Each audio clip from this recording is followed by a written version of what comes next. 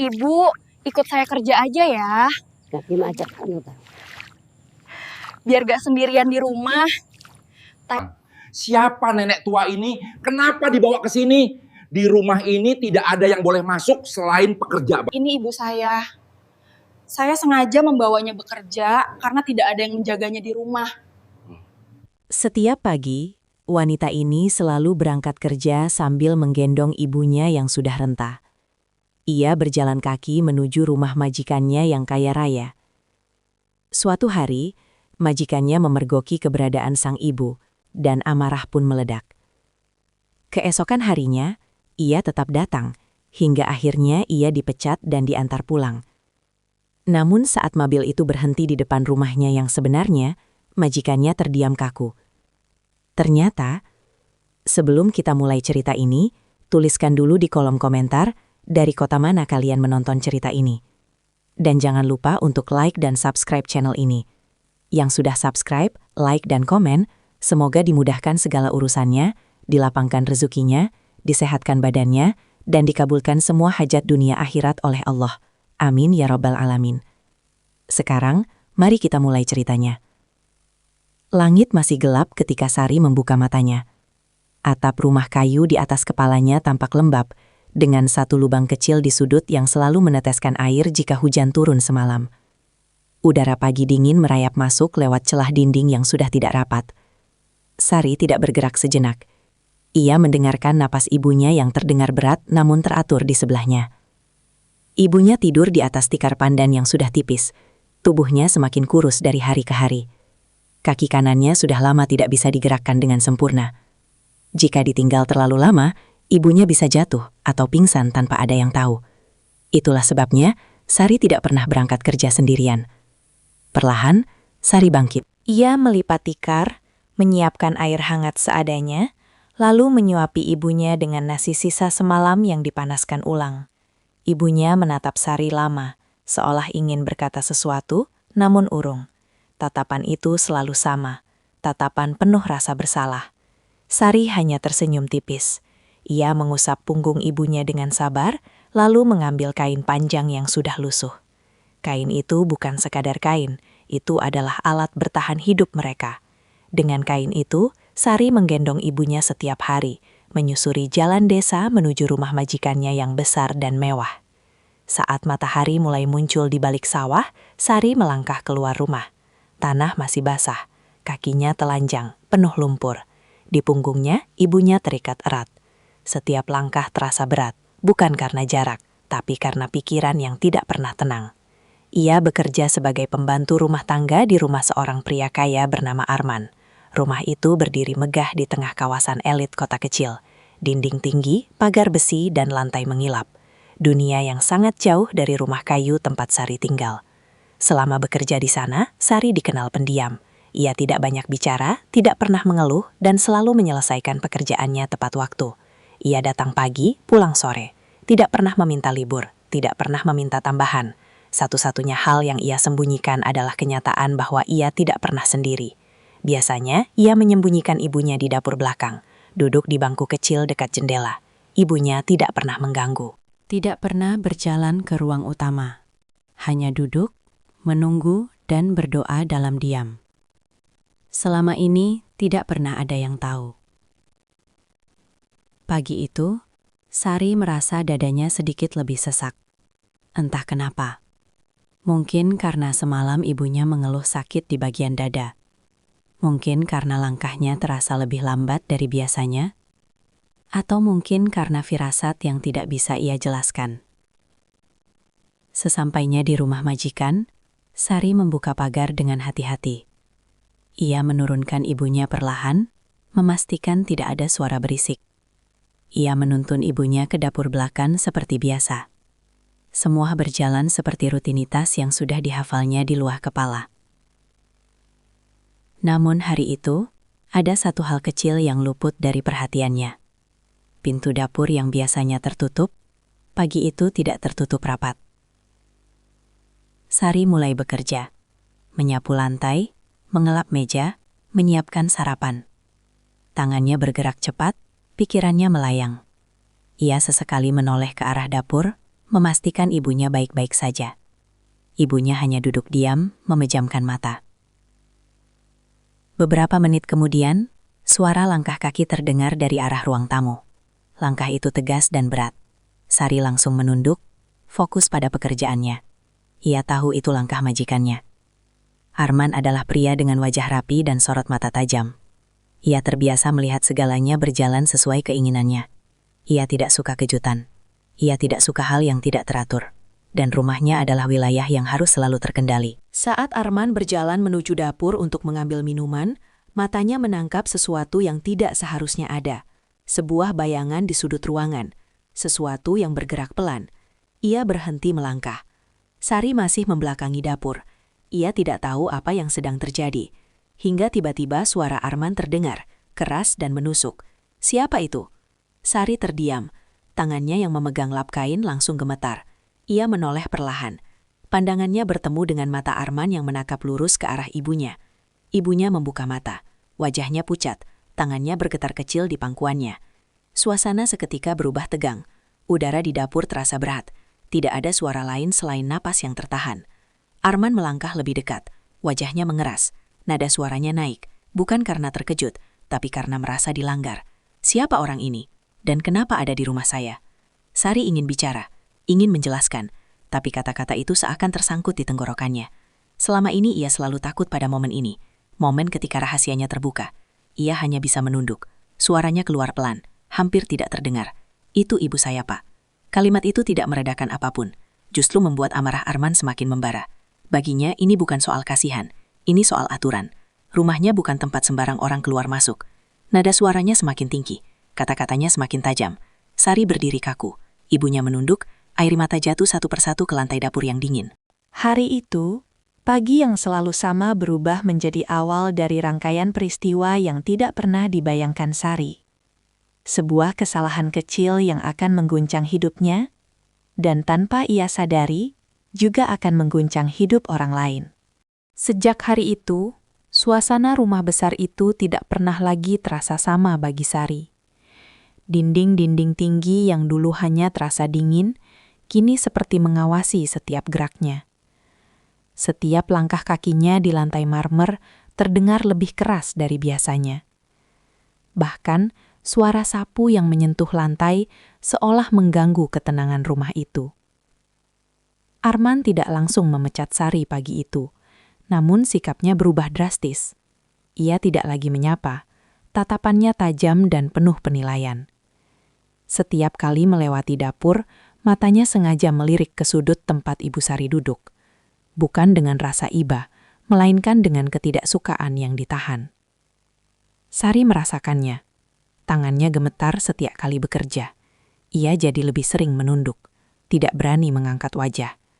Ia tahu, kesalahannya bukan sekedar membawa orang lain. Ia telah melanggar satu-satunya aturan yang tidak pernah ditulis, namun selalu dijunjung tinggi di rumah itu.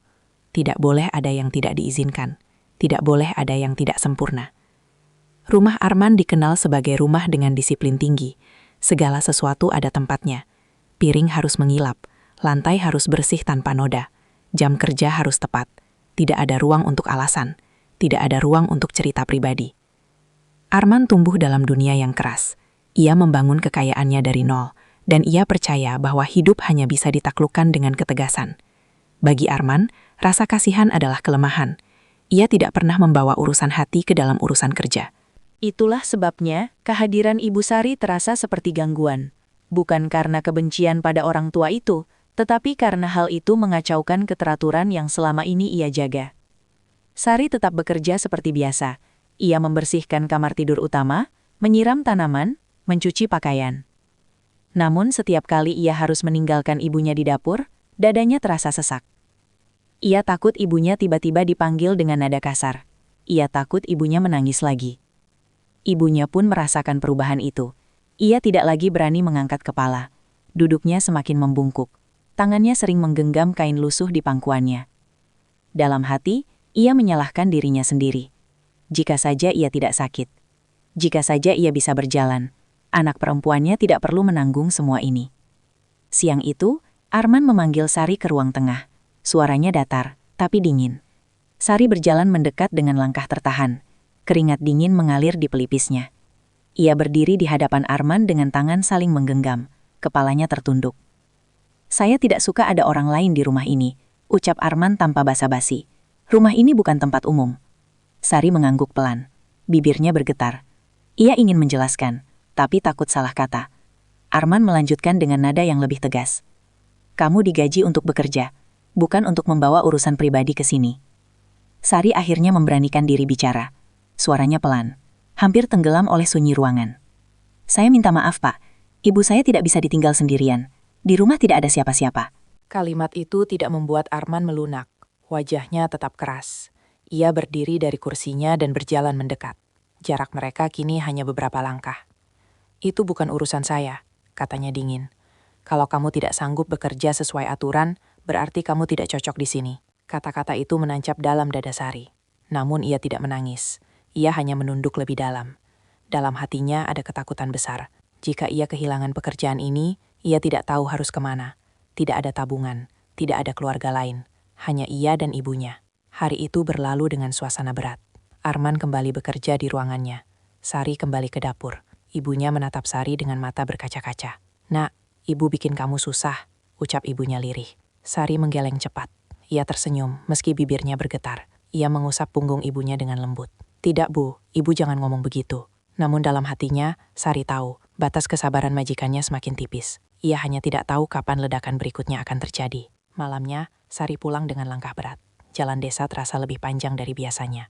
Ibunya tertidur di punggungnya. Setiap langkah membuat bahunya nyeri, tapi ia tidak berhenti. Sesampainya di rumah kayu mereka, Sari duduk lama di lantai tanah. Ia memandangi ibunya yang terlelap. Ia berpikir keras. Jika ia tidak membawa ibunya, ia bisa bekerja tenang. Tapi jika ia meninggalkan ibunya, ia bisa kehilangan ibunya selamanya. Pilihan itu tidak pernah adil. Keesokan paginya, sebelum fajar, Sari kembali bersiap. Kain gendongan itu kembali melilit tubuh ibunya. Tidak ada air mata, tidak ada keluhan, hanya keputusan yang diambil dalam diam. Ia berjalan lagi menyusuri sawah. Langkahnya pelan, tapi tekadnya kuat. Apapun yang terjadi hari ini, ia sudah memilih. Saat memasuki rumah majikan, suasana terasa lebih sunyi dari biasanya. Sari merasakan firasat yang sama seperti kemarin. Dadanya berdebar tidak karuan. Ia menurunkan ibunya di dapur, menyiapkan bangku kecil, namun kali ini ia tidak sempat menutup pintu dapur. Beberapa saat kemudian, langkah kaki kembali terdengar. Lebih cepat, lebih berat. Arman berdiri di ambang dapur. Matanya langsung tertuju pada sosok tua yang sama. Rahangnya mengeras, tatapannya jauh lebih dingin dibanding hari sebelumnya. Sari menoleh. Jantungnya seperti berhenti berdetak. Arman tidak langsung berbicara. Ia hanya berdiri, menatap, seolah memastikan apa yang ia lihat nyata. Wajahnya menunjukkan kekecewaan yang dalam. Bukan karena marah, tapi karena merasa diabaikan. Hari itu, keputusan yang selama ini menggantung akhirnya mulai terbentuk. Dan Sari, tanpa sadar, sedang berdiri tepat di tepi jurang hidupnya. Pagi itu, udara di dapur terasa lebih dingin dari biasanya. Sari berdiri mematung di dekat meja cuci. Sementara Arman masih berdiri di ambang pintu dapur tanpa berkata apapun. Tatapan pria itu tajam, seolah sedang menahan sesuatu yang siap meledak kapan saja. Ibunya Sari menunduk lebih dalam. Tangannya gemetar memegang ujung kain yang sudah lusuh. Nafasnya terdengar pendek dan tidak teratur. Ia sadar betul, keberadaannya di tempat itu tidak diinginkan. Sejak kemarin, ia sudah ingin meminta Sari meninggalkannya di rumah. Namun Sari tidak pernah mau. Arman akhirnya melangkah masuk. Sepatunya menginjak lantai dapur yang bersih. Namun langkah itu terasa berat dan penuh tekanan. Ia berhenti tepat di depan Sari. "Saya sudah bicara kemarin," ucapnya pelan tapi dingin. Suara yang jauh lebih menakutkan daripada teriakan. Sari menunduk. Jantungnya berdegup keras sampai terasa di telinga. Ia tahu, tidak ada lagi ruang untuk berpura-pura. Tidak ada lagi waktu untuk menghindar. "Saya tidak mau mengulanginya lagi," lanjut Arman. "Rumah ini bukan tempat untuk orang lain. Saya tidak peduli siapa dia. Kalimat itu seperti pisau yang menusuk tanpa ampun. Ibunya Sari mengangkat wajahnya sedikit. Matanya berkaca-kaca. Ia menatap Arman dengan pandangan memohon, lalu menatap anaknya. Sari akhirnya mengangkat kepala. Suaranya keluar pelan, namun kali ini lebih jelas. Saya mohon, Pak. Ibu saya tidak bisa ditinggal sendirian. Di rumah kami tidak ada siapa-siapa. Arman menghela nafas panjang. Wajahnya menunjukkan kejengkelan yang tak lagi disembunyikan. Ia berjalan mondar-mandir sebentar, lalu berhenti di depan jendela dapur. "Kamu pikir semua orang di dunia ini tidak punya masalah?" katanya tanpa menoleh. "Semua orang punya beban, tapi itu bukan alasan untuk melanggar aturan." Sari mengepalkan tangannya. Ia menahan air mata. Kata-kata Arman benar, namun tidak ada yang tahu betapa sempitnya hidup yang ia jalani. Baginya, aturan itu seperti dinding tinggi tanpa pintu. "Saya bekerja dengan baik, Pak," ucap Sari lirih. "Saya tidak pernah terlambat. Saya tidak pernah minta libur. Saya hanya minta ibu saya duduk di sini saja." Arman berbalik cepat. Tatapannya tajam. "Ini rumah saya, Sari. Bukan tempat kamu menawar." Suasana dapur menjadi senyap. Bahkan suara burung di luar terdengar jauh. Ibunya Sari mulai terisak pelan. Tangis yang tertahan. Tidak ingin mengganggu, namun tidak bisa dibendung. Tangisan itu membuat Arman semakin tidak nyaman. Ia tidak terbiasa dengan emosi seperti ini. Baginya, air mata hanya membuat situasi semakin rumit. "Saya tidak mau lihat ini lagi besok," katanya tegas. "Pilihannya cuma dua. Kamu bekerja sendiri, atau kamu berhenti." Kalimat itu menggantung di udara. Sari merasa dadanya seperti diremas. Ia menoleh ke arah ibunya. Wajah tua itu terlihat semakin pucat. Bibirnya bergetar. "Nak, ibu bisa di rumah saja," ucap ibunya dengan suara sangat pelan. "Ibu tidak apa-apa." Sari menggeleng kuat. Ia tahu itu bohong. Ibunya sering jatuh, sering pusing. Sering kehabisan napas jika sendirian terlalu lama. Ia tidak sanggup mengambil resiko itu. "Saya minta waktu, Pak," ucap Sari. Suaranya hampir putus. Arman tidak menjawab. Ia hanya menatap jam tangannya, lalu melangkah keluar dapur. Pintu ditutup agak keras, meninggalkan udara yang terasa lebih sesak. Hari itu berjalan seperti mimpi buruk yang lambat. Sari tetap bekerja, namun pikirannya kacau. Tangannya bergerak otomatis, membersihkan lantai, mencuci piring, menyapu halaman. Ibunya duduk diam, tidak berani bergerak sedikit pun. Setiap suara langkah membuat Sari terkejut. Setiap pintu terbuka membuat jantungnya berdegup lebih kencang. Ia merasa seperti orang yang sedang menunggu vonis. Menjelang sore, Arman keluar dari ruang kerjanya. Ia berdiri di ruang tengah dan memanggil Sari. Sari mendekat dengan langkah pelan. Wajahnya pucat. Keringat dingin mengalir di pelipis. "Besok kamu tidak perlu datang," ucap Arman singkat. Sari terdiam. Kata-kata itu seperti menghantam kepalanya. Dunia seakan berhenti berputar. "Saya akan bayar upah kamu sampai hari ini," lanjut Arman. "Kamu bisa pulang sekarang." Tidak ada teriakan. Tidak ada drama. Justru itu yang membuatnya lebih menyakitkan. Sari menunduk dalam-dalam. Dadanya terasa kosong. "Baik, Pak," ucapnya lirih. Ia berjalan kembali ke dapur. Ibunya langsung tahu dari raut wajah anaknya. Tangannya gemetar saat Sari berlutut di depannya. "Nak, jangan karena ibu," ucap ibunya terisak. "Ibu bisa mati saja kalau merepotkan kamu." Sari langsung memeluk ibunya. Air matanya jatuh untuk pertama kalinya hari itu. Ia menggeleng kuat. "Jangan bilang begitu, Bu. Hidup kita memang susah, tapi ibu bukan beban." Mereka berkemas dalam diam. Tidak banyak barang yang dibawa. Hanya kain gendongan, botol minum, dan tas kecil berisi pakaian. Saat Sari menggendong ibunya lagi, langkahnya terasa lebih berat dari biasanya. Di halaman rumah, Arman berdiri di dekat mobilnya. Ia menatap Sari dan ibunya dengan ekspresi datar. Namun entah kenapa, hatinya terasa sedikit tidak nyaman. Ada perasaan asing yang muncul, namun segera ia tepis. "Saya antar," katanya singkat. Sari terkejut. Ia mengangkat kepala, tidak menyangka. Namun ia tidak menolak, ia hanya mengangguk pelan. Mobil mewah itu melaju meninggalkan rumah besar yang selama ini menjadi tempat Sari menggantungkan hidupnya. Ia menatap jalan dari balik kaca, sementara ibunya bersandar lemah di kursi. Tidak ada yang berbicara. Namun di dalam mobil itu, ada dua dunia yang sedang bergerak menuju satu titik yang sama. Satu dunia yang terbiasa dengan kemewahan, dan satu dunia yang penuh kekurangan. Dan tanpa disadari Arman, perjalanan singkat itu akan membawanya pada kenyataan yang selama ini tidak pernah ia sentuh. Mobil melaju pelan menyusuri jalanan kota yang semakin sepi. Deru mesin terdengar kontras dengan sunyi di dalam kabin. Sari duduk kaku di kursi belakang, memeluk tubuh ibunya yang tampak semakin lemah. Ibunya menyandarkan kepala di bahu Sari. Napasnya terengah namun tertahan, seolah tidak ingin mengeluh. Arman memegang kemudi dengan wajah kaku. Pandangannya lurus ke depan, namun pikirannya tidak setenang biasanya. Ia terbiasa mengantar tamu penting, rekan bisnis, atau keluarga ke tempat-tempat mewah. Bukan mengantar pembantu yang baru saja ia pecat. Apalagi bersama seorang ibu renta yang terlihat nyaris tidak berdaya. Di balik kaca mobil, gedung-gedung tinggi perlahan berganti dengan rumah-rumah kecil. Jalan aspal berubah menjadi jalan sempit. Lampu jalan semakin jarang. Arman menyadari arah yang ia tempuh bukan arah yang biasa ia lewati.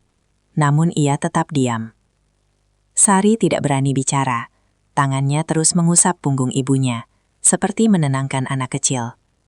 Di dalam hatinya ada rasa malu yang luar biasa. Ia tidak pernah ingin majikannya melihat sejauh ini. Dunia yang ia sembunyikan selama ini kini terbuka tanpa bisa ditutup lagi. "Bu, tahan sebentar ya," ucap Sari pelan. Ibunya mengangguk lemah. Matanya terpejam, namun alisnya berkerut menahan rasa sakit di dada. Sari menelan ludah. Ia khawatir ibunya tidak kuat menempuh perjalanan ini. Namun ia tidak punya pilihan. Arman melirik ke kaca spion. Ia melihat wajah Sari yang pucat dan ibu tua yang tampak rapuh. Ada perasaan aneh yang menyusup. Seperti ketidaknyamanan yang tidak bisa dijelaskan. Namun ia menepisnya. Ini bukan urusannya, batinnya. Mobil keluar dari jalan utama dan mulai memasuki jalan tanah. Guncangan terasa jelas. Ban mobil yang besang itu melindas lubang-lubang kecil di jalan. Arman sedikit mengernyit. Ia jarang sekali melewati jalan seperti ini. Di kanan kiri, sawah terbentang luas. Hijau, sunyi, dan terasa asing bagi Arman. Tidak ada pagar, tidak ada lampu hias. Hanya suara serangga dan angin yang menggerakkan padi. Sari menatap keluar jendela. Inilah dunia yang ia kenal. Dunia yang keras namun jujur. Dunia yang selama ini ia sembunyikan rapat-rapat dari siapapun. "Sebentar lagi, Pak," ucap Sari lirih. Arman hanya mengangguk tanpa menoleh. Mobil semakin pelan. Hingga akhirnya berhenti di depan sebuah rumah kayu kecil yang berdiri miring di tengah sawah. Arman mematikan mesin. Untuk beberapa detik, ia hanya duduk diam. Matanya menatap rumah itu tanpa berkedip. Rumah itu jauh dari kata layak. Dindingnya lapuk, atapnya bergelombang dan tampak bocor. Tidak ada pagar, tidak ada teras yang utuh. "Ini rumah kamu?" tanya Arman akhirnya. Sari mengangguk pelan, wajahnya menunduk. "Iya, Pak." Arman membuka pintu mobil dan turun. Kakinya menginjak tanah lembek. Ia merasakan sesuatu yang jarang ia rasakan. Ketidaknyamanan yang bercampur dengan rasa kaget. Sari turun perlahan, lalu menggendong ibunya dengan hati-hati. Setiap gerakan ia lakukan dengan penuh perhatian. Arman memperhatikan dari kejauhan. Ada ketenangan aneh dalam cara Sari memperlakukan ibunya. Sebuah ketenangan yang tidak dibuat-buat. Mereka berjalan mendekati rumah. Pintu kayu itu dibuka dengan bunyi berderit pelan. Di dalam, ruangan sempit dan gelap. Cahaya matahari masuk dari celah-celah dinding. Arman melangkah masuk. Bau lembab langsung menyergap hidungnya. Ia melihat lantai tanah, tikar pandan yang sudah tipis, panci penyok di sudut ruangan, dan beberapa pakaian yang digantung di paku. Tidak ada televisi, Tidak ada lemari, tidak ada tempat tidur layak, hanya satu ruangan yang menjadi segalanya. Sari menurunkan ibunya di tikar. Ia menyelimuti tubuh tua itu dengan kain tipis. Ibunya tersenyum lemah, seolah merasa pulang ke tempat yang aman. "Terima kasih, Pak," ucap Sari sambil menunduk. "Sudah mau mengantar." Arman tidak langsung menjawab. Matanya terus menyapu seisi rumah. Ada perasaan tidak enak yang semakin menguat. Rumah ini bukan sekadar miskin. Rumah ini hampir tidak layak dihuni. "Sejak kapan kamu tinggal di sini?" tanya Arman akhirnya. "Sejak kecil, Pak," jawab Sari jujur. Arman terdiam. Ia menelan ludah. Ia mulai memahami mengapa Sari selalu membawa ibunya. Rumah ini tidak memberikan rasa aman bagi seorang lansia untuk ditinggal sendirian. Ibunya Sari tiba-tiba batuk keras. Tubuhnya terguncang. Sari panik. Ia segera memegang bahu ibunya, menepuk pelan punggungnya. "Bu, tarik napas pelan-pelan," ucapnya cemas. Arman refleks mendekat. Ia mengambil botol air dari mobil dan menyerahkannya. Untuk pertama kalinya, ia terlibat langsung tanpa memikirkan gengsi. Ibunya Sari meminum air itu sedikit demi sedikit. Napasnya perlahan membaik, namun wajahnya masih pucat. "Maafkan kami, Pak," ucap ibunya lirih. "Sudah merepotkan." Arman terpaku. Kata-kata itu sederhana, namun menghantam keras. Ia melihat mata tua itu penuh rasa bersalah, bukan permintaan. Untuk sesaat, Arman merasa dadanya sesak. Ia teringat sesuatu yang lama terkubur. Ibunya sendiri yang dulu sering ia tinggalkan demi pekerjaan. Ibunya yang meninggal tanpa sempat ia temani. Ia menarik napas dalam-dalam. Dunia yang selama ini ia kenal terasa goyah. Ia menatap Sari. Gadis muda itu berdiri dengan bahu lelah, namun mata yang tegar. Di hadapannya bukan sekadar pembantu yang melanggar aturan. Di hadapannya adalah seorang anak yang memilih mengorbankan segalanya demi ibunya. Dan di rumah reyot itu, Arman mulai menyadari bahwa keputusan yang ia ambil tadi sore mungkin tidak sesederhana yang ia kira. Arman berdiri di tengah ruangan sempit itu lebih lama dari yang ia rencanakan. Ia tidak segera melangkah keluar, juga tidak segera berbicara. Pandangannya tertahan pada dinding kayu yang mulai lapuk, pada celah-celah kecil tempat cahaya matahari masuk tanpa izin. Rumah itu terasa sunyi, namun justru sunyi itulah yang berbicara banyak hal. Sari sibuk mengurus ibunya. Ia memijat pelan kaki ibunya yang kaku, memastikan posisinya nyaman. Gerakan-gerakan kecil itu dilakukan dengan penuh perhatian, seolah tidak ada dunia lain selain ibunya. Arman memperhatikan dari sudut ruangan. Tanpa sadar, ia membandingkannya dengan dirinya sendiri. Sudah berapa lama ia tidak menyentuh ibunya dengan cara seperti itu? Ia teringat rumah besarnya, bersih, teratur, sunyi, terlalu sunyi. Tidak ada suara batuk tua, tidak ada kain lusuh, tidak ada tangan yang menggenggam penuh ketergantungan. Hanya kesunyian yang rapi dan dingin. "Kamu tinggal berdua saja?" tanya Arman akhirnya. Suaranya lebih pelan dari sebelumnya. Sari mengangguk. Ia tidak berhenti memijat kaki ibunya. "Iya, Pak. Ayah saya sudah meninggal lama." Arman mengangguk kecil. Tidak ada rasa ingin tahu berlebihan. Namun ada satu hal yang mulai mengganggu pikirannya. Bagaimana mungkin seorang gadis muda menanggung beban sebesar ini sendirian? Ibunya Sari membuka mata. Ia menatap Arman lama, lalu menunduk lagi. "Nak, saya memang keras kepala," ucapnya lirih. "Tapi dia tidak punya siapa-siapa selain saya." Kalimat itu sederhana, tidak ada drama. Namun justru itu yang membuat Arman sulit bernafas. Ia merasakan tenggorokannya kering. Ada rasa bersalah yang perlahan merambat naik. "Saya sudah memecat kamu," ucap Arman tiba-tiba. Sari berhenti bergerak. Tangannya terhenti di kaki ibunya. Wajahnya menegang. Ia menunduk lebih dalam. "Iya, Pak, saya sudah tahu." Arman tidak melanjutkan kalimatnya. Ia sendiri terkejut mengapa kata-kata itu keluar lagi. Mungkin karena ia ingin memastikan sesuatu. Mungkin karena ia ingin melihat reaksi Sari. Namun Sari tidak menangis, tidak memohon. Ia hanya menerima dengan diam. Sikap itu justru membuat Arman semakin tidak tenang. "Kamu tidak marah?" tanya Arman pelan. Sari menggeleng. Suaranya nyaris tak terdengar. "Tidak, Pak. Saya sudah terbiasa kehilangan. Jawaban itu membuat Arman terdiam. Ia tidak tahu harus membalas dengan apa. Kata-kata Sari bukan keluhan, melainkan kenyataan hidup yang diterima tanpa perlawanan. Arman melangkah mendekati pintu. Ia berniat pergi, namun kakinya terasa berat.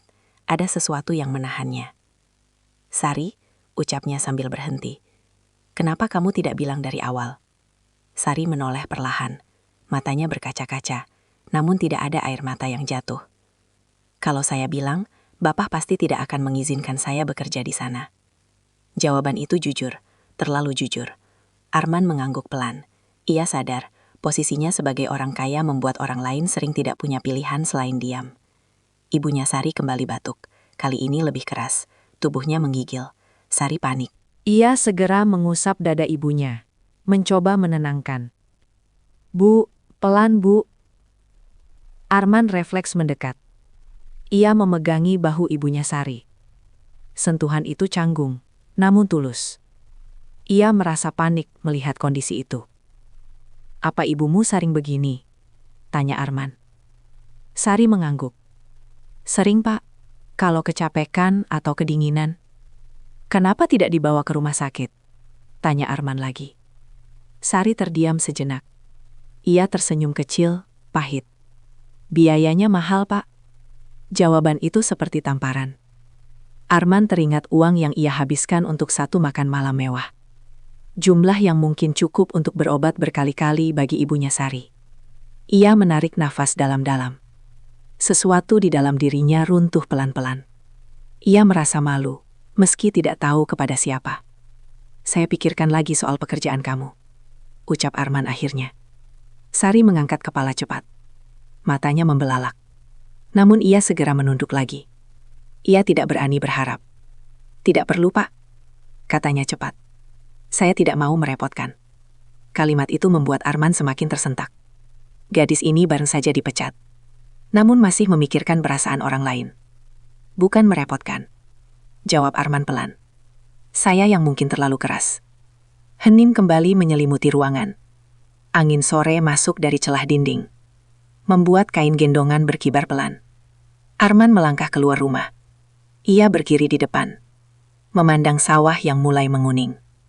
Matahari hampir tenggelam. Langit berwarna jingga pucat. Untuk pertama kalinya setelah sekian lama, Arman merasa kecil. Semua pencapaiannya terasa tidak berarti di hadapan pengorbanan sederhana seorang anak kepada ibunya. Ia kembali menoleh ke dalam rumah. Besok pagi, katanya tegas namun berbeda dari sebelumnya, datanglah bekerja seperti biasa. Bawa ibumu, tapi kita atur caranya. Sari terdiam, tubuhnya bergemetar. Ia menatap Arman dengan mata berkaca-kaca. Bibirnya bergetar, namun ia tidak menangis. Terima kasih, Pak, ucapnya pelan, sangat pelan. Ibunya Sari menatap Arman lama. Ia mengangguk kecil. Air mata jatuh di pipinya. Allah membalas kebaikan Bapak. Arman menunduk. Ia tidak terbiasa menerima doa seperti itu. Namun kata-kata itu terasa hangat. Terlalu hangat untuk ditolak. Ia melangkah menuju mobil. Saat mesin dinyalakan, ia menyadari satu hal. Pemecatan yang ia lakukan tadi sore tidak benar-benar selesai. Dan keputusan yang ia ambil sekarang mungkin akan mengubah hidup seseorang, termasuk hidupnya sendiri. Pagi itu, Sari terbangun dengan perasaan yang asing. Bukan karena udara dingin atau suara ayam jantan, melainkan karena ada secercah harapan yang berani muncul di dadanya. Harapan yang semalam hampir tidak berani ia sentuh karena terlalu takut hancur. Ia menatap ibunya yang masih terlelap. Wajah tua itu terlihat sedikit lebih tenang dibanding hari-hari sebelumnya. Nafasnya masih berat, namun teratur. Sari mengusap rambut ibunya perlahan, lalu bangkit menyiapkan segalanya seperti biasa. Kain gendongan kembali melilit tubuh ibunya. Namun langkah Sari pagi itu terasa sedikit lebih ringan. Ia tetap berjalan menyusuri pematang sawah, tetap dengan kaki telanjang dan bahu yang pegal, tetapi hatinya tidak lagi sepenuhnya kosong. Sesampainya di rumah majikan, suasananya terasa berbeda. Pagar terbuka. Tidak ada tatapan tajam yang menyambut. Tidak ada ketegangan yang langsung menekan dada. Arman sudah menunggu di ruang tengah. Wajahnya masih serius, namun tidak lagi dingin seperti kemarin. Ia menoleh saat melihat Sari masuk. "Letakkan ibumu di ruang belakang," katanya singkat. "Saya sudah siapkan kursi." Sari terkejut. Ia mengangguk cepat. Air matanya hampir jatuh, namun ia menahannya. Ia menuntun ibunya ke ruangan kecil yang selama ini jarang dipakai. Sebuah kursi empuk sudah tersedia, tidak mewah tapi jauh lebih layak dibanding bangku dapur. Ibunya duduk perlahan, matanya menatap sekeliling dengan ragu. Ia tidak berani banyak bergerak. Sari menenangkannya dengan sentuhan lembut. Hari itu, Sari bekerja dengan perasaan campur aduk. Ada rasa lega, tapi juga takut. Takut perubahan ini hanya sementara. Takut suatu saat Arman kembali pada sikap lamanya. Arman mengamati dari kejauhan. Ia melihat bagaimana Sari sesekali menengok ke ruang belakang, memastikan ibunya baik-baik saja. Ia melihat ketelitian Sari bekerja, bahkan lebih rapi dari sebelumnya. Tidak ada keluhan, tidak ada wajah puas, hanya kesungguhan. Beberapa jam berlalu, rumah tetap bersih, tidak ada gangguan.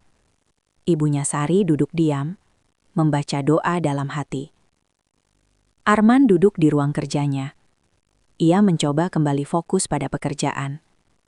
Namun pikirannya terus melayang ke rumah kayu di tengah sawah. Ke panci penyok, ke tikar pandan, ke tatapan mata Sari yang tidak pernah meminta lebih. Saat makan siang, Arman keluar dan mendapati ibunya Sari tertidur di kursi. Sari menutupinya dengan selimut tipis. Adegan itu membuat Arman berhenti sejenak. Ia teringat ibunya sendiri. Dulu ibunya sering tertidur di kursi ruang tamu, menunggunya pulang. Namun ia jarang ada di rumah. Ia selalu sibuk mengejar sesuatu yang kini terasa hampa. "Sari?" panggil Arman pelan. Sari mendekat dengan cemas. "Iya, Pak. Ibunya perlu diperiksa dokter," ucap Arman. "Saya akan bantu urus." Sari terdiam. Ia tidak langsung menjawab. Bukan karena tidak mau, tapi karena tidak terbiasa menerima bantuan sebesar itu. "Terima kasih, Pak," ucapnya akhirnya dengan suara bergetar. Arman mengangguk. Ia tidak ingin membuat momen itu terlalu besar. Ia sendiri masih belajar bagaimana caranya peduli tanpa merasa canggung.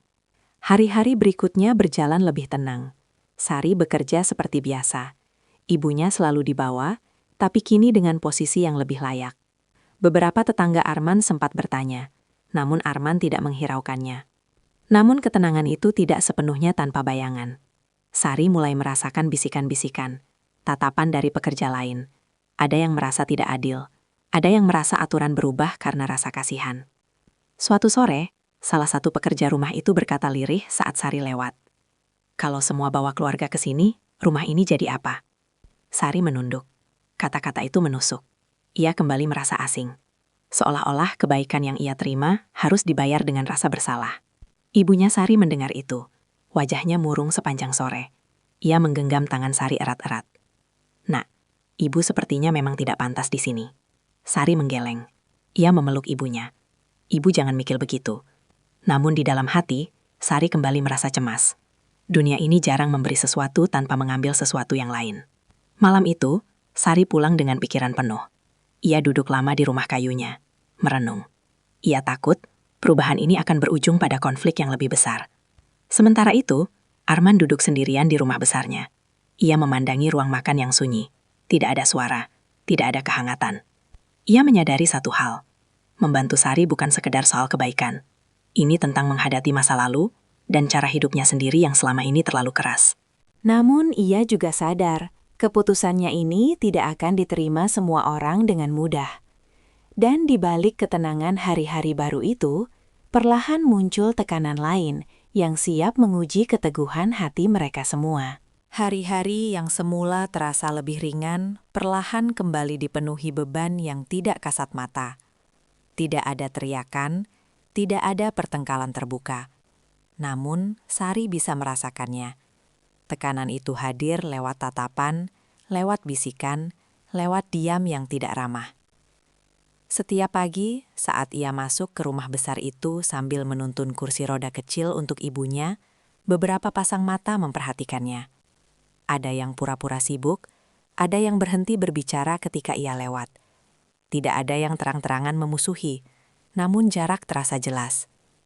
Sari memilih diam. Ia tidak ingin membuat keadaan semakin rumit. Ia bekerja lebih keras dari biasanya, membersihkan sudut-sudut yang jarang disentuh, memastikan tidak ada kesalahan sekecil apapun. Ia ingin membuktikan bahwa kehadiran ibunya bukan beban. Namun manusia jarang puas dengan pembuktian diam.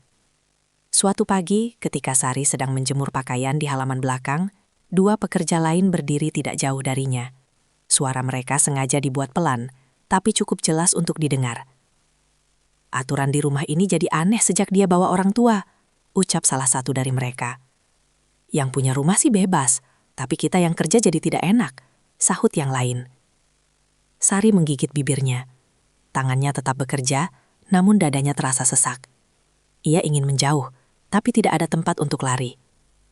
Kata-kata itu menempel di pikirannya sepanjang hari. Ibunya merasakan perubahan sikap Sari. Wajah anaknya tampak lebih murung, gerakannya lebih kaku. Saat sore tiba, ibunya memanggil Sari pelan. "Nak, ibu bikin kamu tidak nyaman di sini ya?" Sari tersenyum kecil. Ia menggeleng cepat. "Tidak, Bu. Ibu jangan mikir macam-macam." Namun ibunya tahu, seorang ibu selalu tahu ketika anaknya sedang menahan sesuatu. Hari itu, kondisi ibunya mulai menurun. Nafasnya lebih pendek dari biasanya. Dadanya sering terasa berat.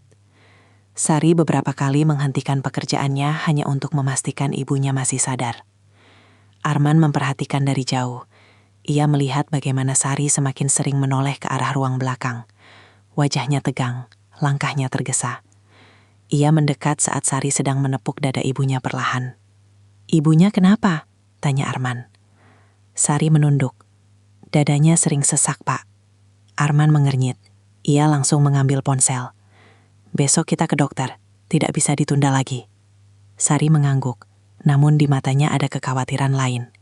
Ia tahu biaya, ia tahu prosedur, ia takut semua ini akan kembali menimbulkan masalah. Malam itu, Sari hampir tidak tidur. Ibunya beberapa kali terbangun karena batuk dan sesak. Sari duduk di sampingnya, memegang tangan yang dingin.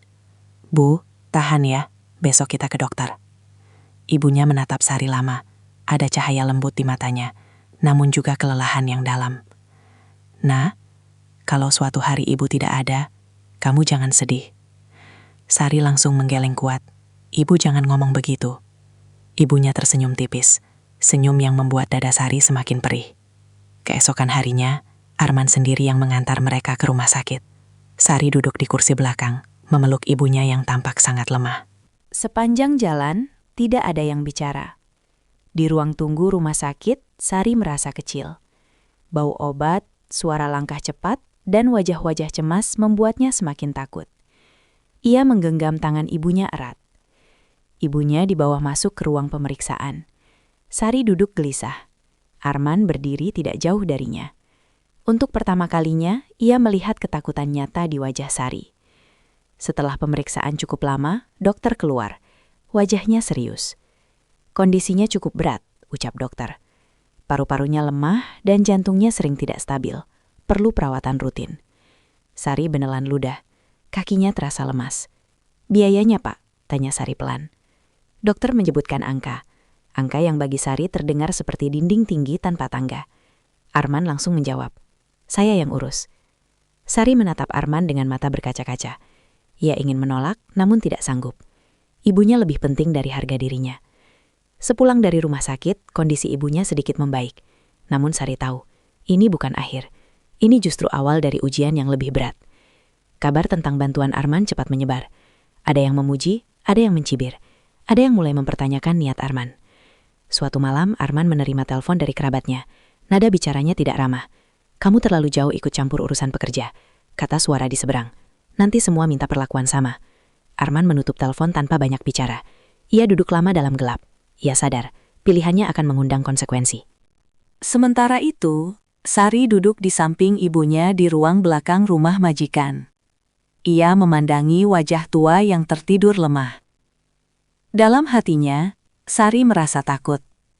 Bukan hanya takut kehilangan ibunya, tapi juga takut kehilangan kebaikan yang baru saja ia rasakan. Tekanan dari luar semakin kuat. Kondisi ibunya semakin rapuh. Dan Sari tahu, badai besar belum benar-benar datang. Malam turun perlahan di rumah besar itu. Lampu-lampu menyala satu persatu, menerangi ruangan yang biasanya terasa kosong. Namun malam itu berbeda. Ada napas yang lebih berat dari biasanya. Ada rasa gelisah yang menggantung di udara. Ibunya Sari tertidur di kursi dengan posisi setengah duduk. Nafasnya masih terdengar kasar, namun lebih teratur setelah minum obat. Sari duduk di sampingnya, tidak berani jauh. Setiap beberapa menit, tangannya menyentuh dada ibunya, memastikan masih naik turun. Arman berdiri di ambang pintu ruang belakang. Ia memperhatikan tanpa suara. Adegan itu sederhana, namun menusuk lebih dalam daripada rapat bisnis atau laporan keuangan yang pernah ia hadapi. Sari akhirnya menyadari kehadiran Arman. Ia berdiri cepat. "Maaf Pak, ibu saya tertidur." Arman mengangkat tangan pelan, memberi isyarat agar Sari tidak tergesa. "Tidak apa-apa," katanya lirih. "Biarkan saja." Ia melangkah masuk dan duduk di kursi seberang. Jarak mereka tidak jauh, namun terasa seperti dua dunia yang berbeda. Sari kembali duduk. Ia menunduk. Ada rasa tidak enak yang menekan dadanya sejak sore. Ia tahu, semua yang terjadi hari ini terlalu besar untuk dibiarkan tanpa penjelasan. "Pak," ucap Sari pelan, "saya mau minta maaf." Arman mengangkat alis. Ia menatap Sari, memberi isyarat agar ia melanjutkan. "Saya tahu saya melanggar aturan. Saya tahu Bapak bisa saja tidak peduli, tapi saya benar-benar tidak punya pilihan." Kalimat itu membuat Arman menarik nafas panjang. Ia menatap lantai sebentar sebelum kembali menatap Sari. "Kenapa kamu tidak pernah minta tolong ke siapapun?" tanya Arman. Sari tersenyum kecil, getir. "Karena sejak kecil, saya terbiasa mengurus sendiri." Ia mulai bercerita, suaranya pelan namun jelas. Tentang ayahnya yang meninggal karena kecelakaan kerja. Tentang utang yang menumpuk. Tentang ibunya yang mulai sakit setelah kehilangan suami. Tentang bagaimana ia berhenti sekolah dan bekerja apa saja demi bertahan hidup. Arman mendengarkan tanpa menyelah. Setiap kalimat terasa seperti membuka lapisan demi lapisan kenyataan yang selama ini tidak pernah ia sentuh. "Waktu ibu mulai tidak bisa jalan jauh, saya coba titipkan ke tetangga," lanjut Sari. "Tapi tidak ada yang mau lama-lama. Saya takut pulang dan menemukan ibu sudah jatuh atau tidak sadar." Sari menunduk lebih dalam. Tangannya bergetar kecil. "Jadi, saya bawa ibu kemanapun saya kerja." Arman merasakan dadanya mengencang. Kalimat itu sederhana, namun penuh beban. Ia teringat masa mudanya. Saat ia memilih meninggalkan rumah demi membangun karir. Saat ibunya memintanya pulang, dan ia selalu menunda. Ibunya Arman meninggal sendirian di rumah sakit. Ia datang terlambat. Penyesalan itu tidak pernah benar-benar pergi. "Ibumu mirip ibu saya," ucap Arman tiba-tiba. Sari mengangkat kepala, terkejut. "Dulu saya juga terlalu sibuk," lanjut Arman. "Saya pikir uang bisa menggantikan waktu. Ternyata tidak." Suara Arman sedikit bergetar. Ia jarang sekali membuka masa lalunya, bahkan pada dirinya sendiri. Sari terdiam. Ia tidak tahu harus merespons bagaimana. Ia hanya mendengarkan. "Saya marah pada kamu bukan karena ibumu," kata Arman pelan. "Tapi karena kamu mengingatkan saya pada kesalahan saya sendiri." Kata-kata itu menggantung di udara.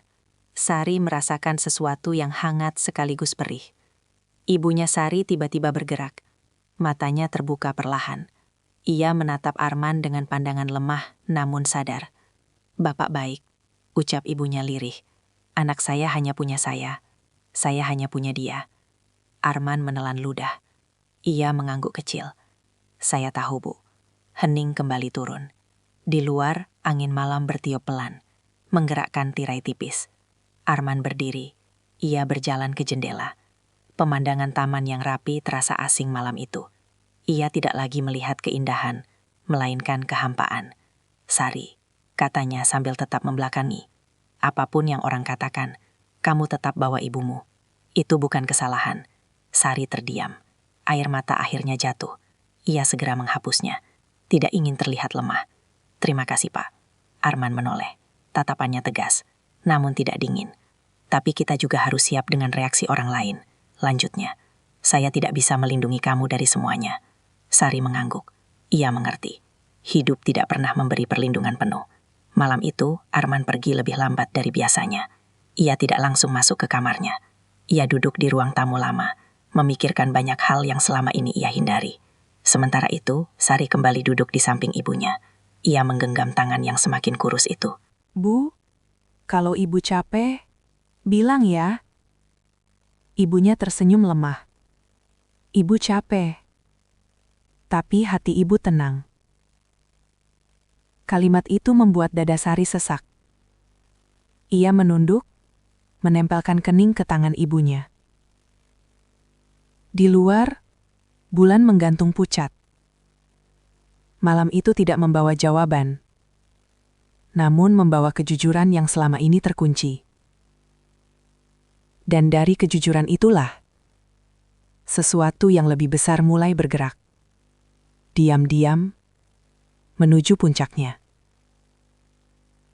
Perubahan sikap Arman tidak luput dari perhatian orang-orang di sekitarnya. Rumah besar yang dulu berjalan dalam satu ritme kaku, kini terasa berbeda. Ada sesuatu yang bergeser, dan tidak semua orang menyukainya. Pagi itu, Arman menerima kunjungan dari 2 kerabat dekatnya. Mereka datang tanpa pemberitahuan, duduk di ruang tamu dengan wajah serius. Sari yang sedang membersihkan lantai hanya bisa menunduk dan berlalu cepat, membawa ember ke dapur belakang. Namun telinganya menangkap potongan percakapan yang membuat langkahnya melambat. Kamu terlalu larut. Suara salah satu kerabat terdengar rendah tapi tajam. Ini rumahmu, bisnismu, reputasimu. Arman menjawab tenang namun tegas. Saya tahu batas saya. Kerabat itu menggeleng. Bukan soal batas, ini soal preseden. Kalau satu pekerja diperlakukan istimewa, yang lain akan menuntut hal yang sama. Arman terdiam sejenak. Ia tahu argumen itu tidak sepenuhnya salah, namun ada sesuatu yang tidak bisa lagi ia kompromikan. Di dapur belakang, Sari berdiri kaku. Tangannya gemetar memegang lap. Ia menoleh ke arah ibunya yang duduk lemah di kursi. Wajah tua itu tampak semakin pucat hari ini. Nafasnya pendek-pendek. Sari mendekat dan berlutut di depan ibunya. Bu, kalau capek, bilang ya. Ibunya tersenyum tipis. Senyum yang lebih mirip permintaan maaf. Ibu tidak mau jadi masalah buat siapapun. Kalimat itu menusuk hati Sari. Ia menahan air mata. Ia tahu, kehadiran ibunya kini bukan hanya ujian baginya, tapi juga bagi Arman. Di ruang tamu, suara kerabat Arman semakin meninggi. Kamu berubah sejak orang tua itu ada di rumah ini, katanya. Kamu jadi tidak rasional. Arman berdiri, matanya tajam. Saya baru sadar, selama ini saya terlalu rasional, sampai lupa jadi manusia. Kalimat itu membuat suasana menegang. Kerabat itu terdiam, tidak menyangka Arman akan berkata sejauh itu. Setelah mereka pergi, rumah kembali sunyi. Namun sunyi kali ini terasa berat. Arman berdiri lama di ruang tamu, lalu melangkah ke belakang. Ia melihat Sari sedang menyelimuti ibunya. Gerakan itu pelan, penuh perhatian. Pemandangan itu seperti membuka luka lama yang selama ini ia tutup rapat. Ia teringat malam ketika ibunya sendiri terbaring di rumah sakit. Ia datang terlambat, terlalu sibuk, terlalu yakin bahwa masih ada waktu. Sari, panggil Arman pelan. Sari menoleh cepat. Iya, Pak. Arman mendekat. Wajahnya terlihat lelah, bukan secara fisik, tapi batin. Orang-orang tidak setuju dengan keputusan saya, ucapnya jujur. Mereka pikir saya lemah. Sari menunduk. Dadanya terasa sesak. Kalau karena saya, Bapak bisa berubah pikiran. ucapnya pelan. Saya tidak apa-apa. Arman menggeleng. Ini bukan soal kamu saja. Ini soal saya. Ibunya Sari membuka mata. Ia menatap Arman lama. Tatapannya dalam, penuh makna. Bapak orang baik, ucapnya lirih. Tapi kebaikan sering bikin orang tidak nyaman. Kalimat itu membuat Arman tercekat. Ia mengangguk kecil. Hari itu kondisi ibunya Sari kembali menurun. Ia mendadak sesak hebat. Sari panik. Usia panik. Tangannya gemetar. Wajahnya pucat. Arman langsung bertindak. Ia menghubungi rumah sakit. Ambulans datang. Sari ikut naik, memegang tangan ibunya erat-erat. Di dalam ambulans, suara sirine meraung. Sari menangis dalam diam. Ia menunduk, berdoa tanpa suara. Tangannya tidak lepas dari tangan ibunya yang dingin. Bu, jangan tinggalin Sari. Arman duduk di seberang, wajahnya tegang. Untuk pertama kalinya, ia benar-benar takut kehilangan seseorang yang bukan keluarganya, namun terasa sangat dekat. Di rumah sakit, ibunya Sari langsung dibawa ke ruang perawatan intensif. Sari terduduk lemas di kursi. Tubuhnya gemetar hebat. Ia merasa semua kekuatan di tubuhnya habis. Arman berdiri di sampingnya. Apapun yang terjadi, kamu tidak sendirian, ucapnya tegas. Sari menatap Arman dengan mata merah. Ia tidak berkata apa-apa. Ia hanya mengangguk pelan. Beberapa jam kemudian, dokter keluar. Wajahnya serius. Kami sudah lakukan yang terbaik. Kondisinya kritis. Mohon bersiap. Kata-kata itu membuat dunia Sari runtuh. Ia menutup wajah dengan kedua tangannya. Tangisnya pecah, namun tetap tertahan. Arman menutup mata sejenak. Dadanya terasa sesak. Adegan ini terlalu mirip dengan masa lalunya.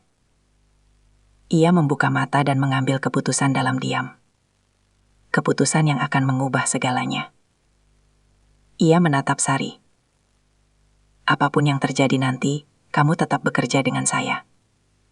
Rumah itu bukan tempatmu lagi. Kamu dan ibumu akan tinggal di tempat yang layak. Sari mengangkat kepala. Wajahnya penuh air mata dan kebingungan. Pak. Arman menggeleng pelan. Ini bukan belas kasihan. Ini tanggung jawab saya sebagai manusia. Malam itu Arman berdiri sendirian di lorong rumah sakit. Lampu putih menyinari wajahnya yang pucat. Ia sadar, semua tekanan, cibiran, dan konflik ini adalah harga dari satu keputusan sederhana, memilih peduli. Dan di balik pintu ruang perawatan itu, hidup seseorang sedang berada di ujung. Keputusan Arman tidak bisa lagi ditarik kembali. Semua luka lama terbuka, semua topeng runtuh, dan puncak kejutan tinggal selangkah lagi. Malam itu berjalan sangat lambat. Jam di dinding rumah sakit seakan menolak bergerak.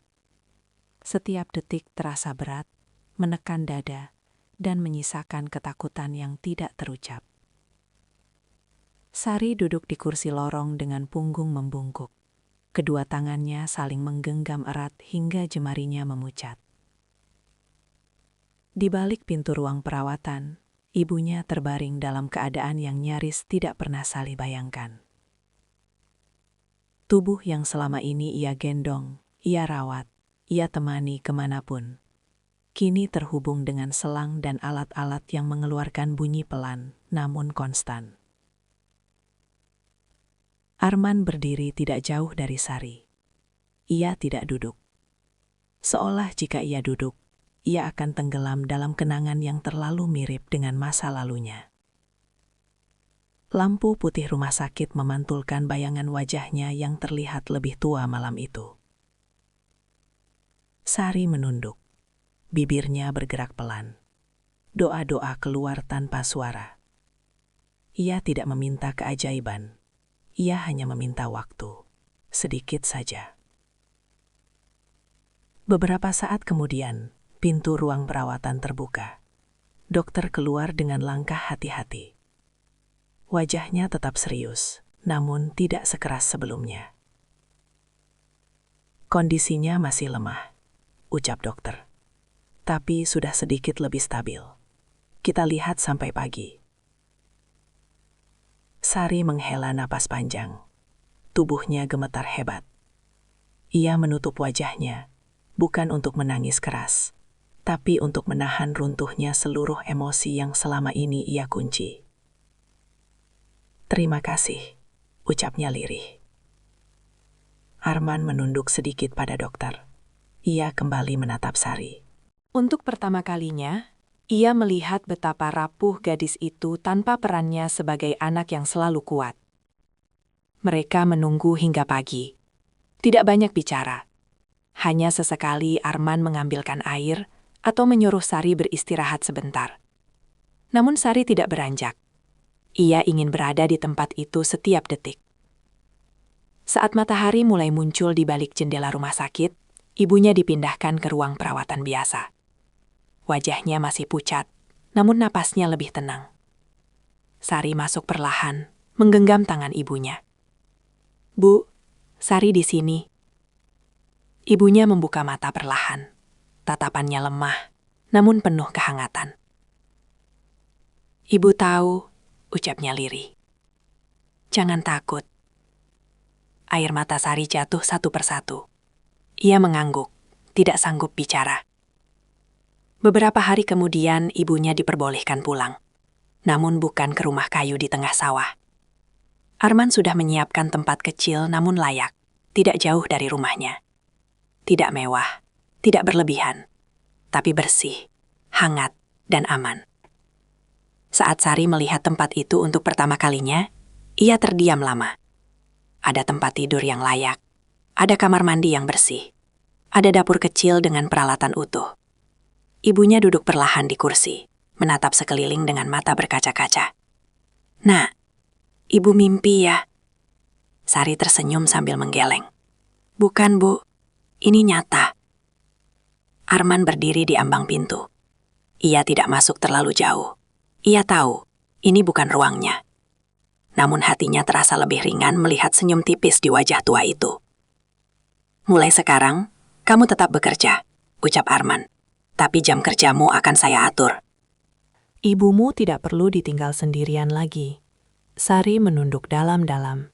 Tidak ada kata yang cukup untuk mewakili rasa di dadanya. Hari-hari berlalu. Rumah besar itu kembali berjalan dengan ritme baru. Tidak semua orang setuju. Tidak semua bisikan berhenti. Namun Arman tidak lagi peduli seperti dulu. Ia lebih sering pulang lebih awal. Ia lebih sering diam, merenung. Sesuatu dalam dirinya telah berubah, dan ia tidak berniat kembali menjadi orang yang sama. Sari bekerja dengan ketenangan yang belum pernah ia rasakan. Ia masih sederhana, masih pendiam, namun wajahnya tidak lagi selalu tegang. Ia punya tempat pulang yang aman. Ia punya waktu untuk duduk di samping ibunya tanpa rasa takut. Suatu sore, Arman berdiri di halaman rumah kecil itu. Ia membawa buah dan obat. Ibunya Sari duduk di kursi, tersenyum melihatnya. "Bapak sudah seperti anak saya sendiri," ucap ibunya pelan. Arman terdiam. Dadanya terasa hangat sekaligus perih. "Saya yang terlambat belajar, Bu." Ibunya tersenyum, tidak berkata apa-apa lagi. Di dalam rumah, Sari menyeduh teh. Ia melihat Arman dan ibunya dari kejauhan. Pemandangan itu terasa aneh, namun menenangkan.